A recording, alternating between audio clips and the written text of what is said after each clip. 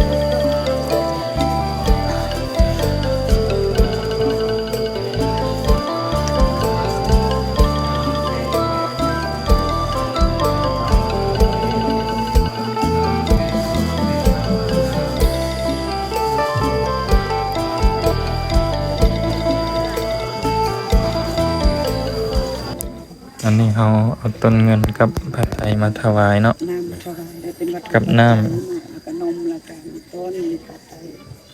ซึ่งมาถวายอยู่วังสร้างการประมวลโดยชำนาญในน้องกิจการทางด้านสายตามาเป็นความเป็นเด็กความเป็น ตอนนี้ถือว่าสำเร็จพิธีเป็นที่เรียบร้อยแล้ว พวกบ่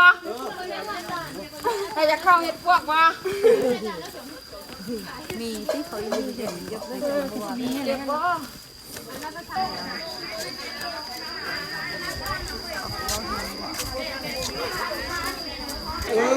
บ้านนี้เพิ่นว่าเป็นโรงทานเนาะ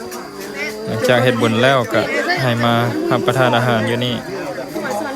เนาะแต่ละคนต้องให้ได้กินว่าซั่น